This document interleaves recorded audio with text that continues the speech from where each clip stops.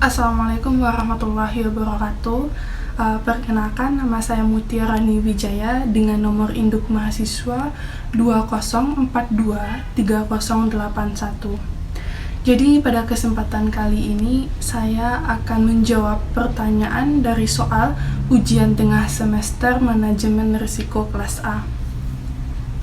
Jadi yang pertama itu ada dimulai dengan pengertiannya dulu. Pengertian manajemen risiko itu apa, tujuannya apa, urgensinya apa, terus waktu implementasinya kapan, dan serta contoh kasusnya. Jadi yang pertama kita dimulai dengan pengertiannya dulu, yaitu manajemen risiko adalah ilmu yang mempelajari perusahaan dan bagaimana perusahaan itu memberikan sebuah patokan atau skema khusus apabila dia menemukan sebuah masalah sehingga dia harus mengatasinya secara komprehensif atau menyeluruh dan sistematis. Selanjutnya kita ada tujuan mempelajari manajemen risiko itu untuk menjamin bahwa suatu perusahaan atau organisasi dapat memahami, mengukur, serta memonitor berbagai macam risiko yang terjadi dan juga memastikan kebijakan yang telah dibuat dapat mengendalikan berbagai macam risiko yang ada.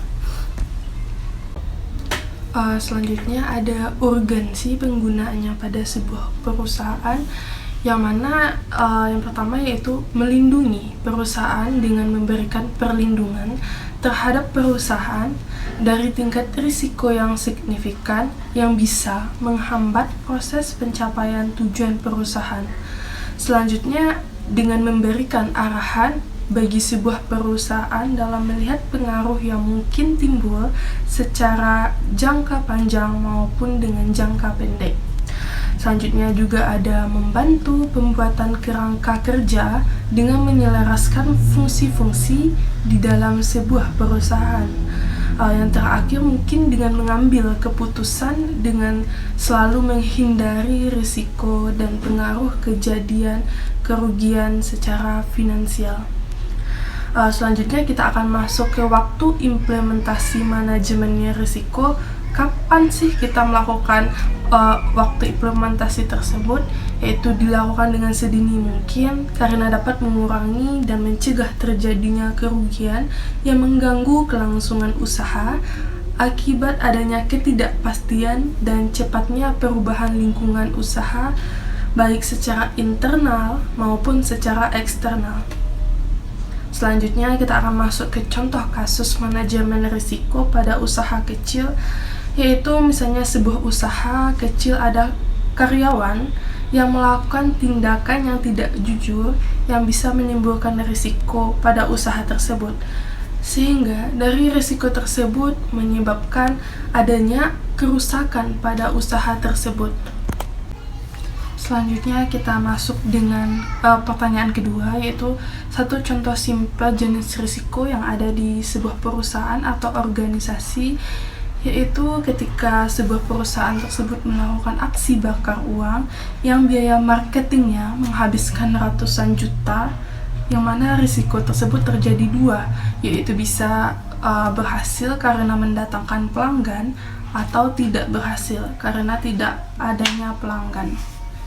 Selanjutnya pertanyaan ketiga mengenai dengan ERM, pengertiannya.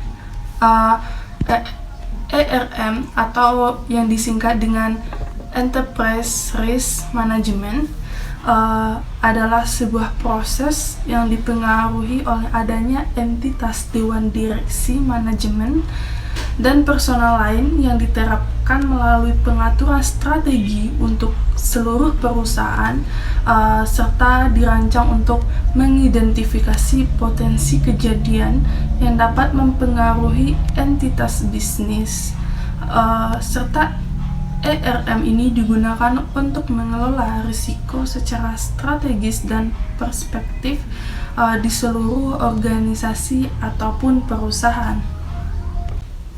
Selanjutnya, apa sih yang perlu dipahami dengan baik saat belum mengenali risiko tetapi kita mau mengelola risiko tersebut, yaitu yang pertama dengan cara identifikasi risiko tersebut dengan melihat potensi risiko yang sudah terlihat dan yang akan terlihat. Selanjutnya, identifikasi bentuk risiko tersebut secara detail, baik ciri-ciri dan faktor timbulnya risiko tersebut. Yang ketiga yaitu dengan penempatan ukuran risiko untuk membangun pondasi demi melakukan persiapan untuk mengatasi risiko. Selanjutnya dengan menempatkan jalan alternatif dengan melakukan riset dan memiliki hasil risiko yang telah dipelajari sehingga dapat memiliki cara-cara untuk menanggulangi risiko tersebut. Yang kelima yaitu dengan menganalisis setiap alternatif dengan mempersiapkan berbagai sudut pandang dari dampak yang timbul pada setiap alternatif penanggulangan risiko tersebut. Selanjutnya dengan memutuskan dan melaksanakan alternatif. Yang terakhir yaitu kita perlu adanya kontrol dan evaluasi untuk menghindari timbulnya berbagai risiko lain yang tidak diinginkan. Selanjutnya ada pertanyaan keempat, yaitu apa perbedaan antara karakter risiko kematian dengan contoh kumpulan risiko akan dampaknya terhadap risiko kesehatan, kecelakaan, kendaraan, dan kecelakaan kerja. Jadi pada risiko kematian tersebut kita dapat disebabkan oleh dua faktor, yaitu faktor internal dan faktor eksternal. Faktor internal yaitu tentang individu perorangan, dan faktor eksternal yaitu dari pihak perusahaan yang jika terjadi kerugian karena kematian awal yang dihadapi keluarga, yaitu adanya konsekuensi ekonomi yang tidak memperoleh sumber penghasilan, maka pendekatan kebutuhan yang dilakukan dengan menjaga standar hidup yang ada, kebutuhan untuk membesarkan anak, dengan memperhatikan interaksi probabilitas kematian awal dengan severity kerugian yang diperkirakan terjadi 5 tahun yang akan datang, maka konsep nilai waktu itu penting untuk diperhatikan. Sedangkan kumpulan risiko akan dampaknya terhadap perusahaan pada risiko kesehatan, kecelakaan, kendaraan, dan kecelakaan kerja, yaitu terjadi jika seseorang mengalami gangguan kesehatan sehingga mengganggu aktivitas kerja yang dapat menimbulkan kerugian yang akibat dari risiko tersebut menimbulkan kekacauan, adanya kerusakan, kelalaian, cacat, serta kematian. Selanjutnya kita masuk ke contoh kasus dari implementasi risiko. Misalnya gini, seorang pria yang berusia 70 tahun yang jika meninggal 5 tahun mendatang, maka kerugian yang ditanggung keluarga tersebut sebesar 100 juta. Dengan menggunakan tabel CSO 1980, kita bisa menghitung probabilitas kematian dengan cara yaitu kerugian yang diharapkan tersebut, cara mencarinya probabilitas dikali severity. Jadi probabilitasnya itu kita dapatkan 0,219 dikali dengan 100 juta, maka hasilnya 21,9 juta. Misalnya peristiwa tersebut 5 tahun dari sekarang, adanya tingkat bunga yang relevan yaitu sebesar 10%, maka nilai sekarang dari adanya kerugian tersebut yaitu 21,9 juta. Ini rumusnya udah dari sana, per 1 ditambah 0,1 pangkat 5, maka hasilnya didapatkan 13,5 juta. Selanjutnya pertanyaan kelima yaitu metode perubahan tingkat bunga dan contoh kasusnya. Yang pertama ada metode penentuan harga kembali atau pendanaan, yaitu mengonsentrasikan pada pengaruh perubahan tingkat bunga terhadap pendapatan bunga bersih lembaga keuangan. Kelemahan dari metode ini yaitu mengabaikan efek nilai pasar, mengabaikan informasi tentang distribusi aset-aset, mengabaikan arus kas dari aktivitas off balance sheet.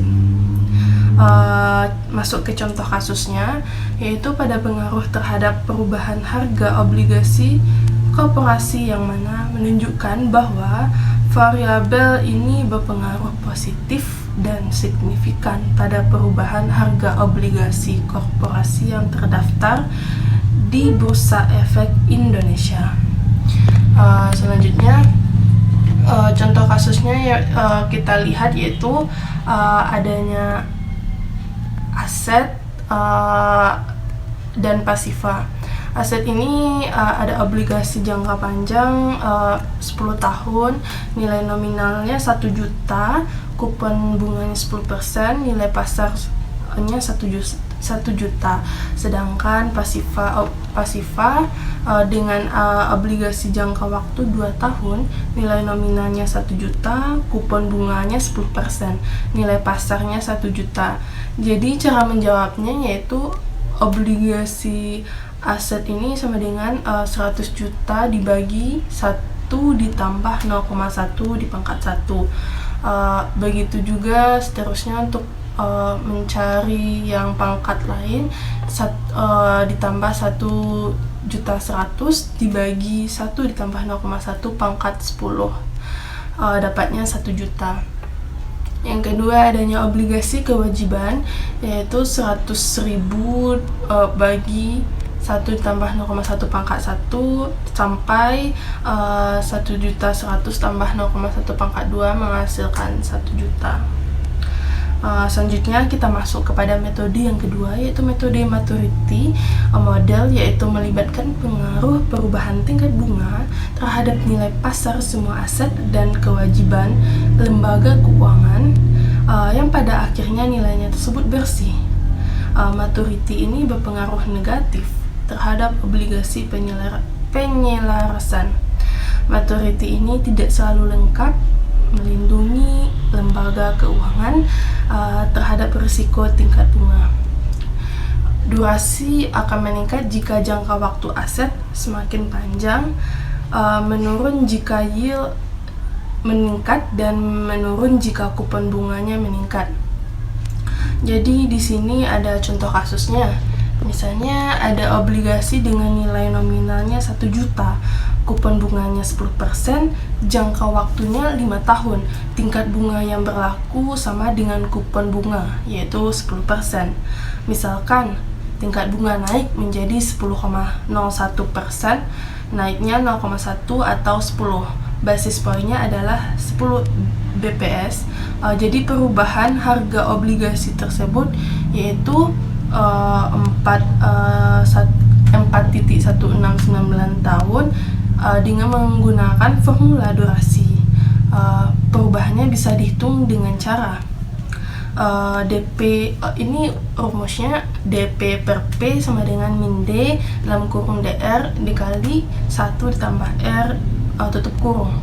DP per P ini min 4.1699 dikali 0,001 dibagi 1 ditambah 0,1.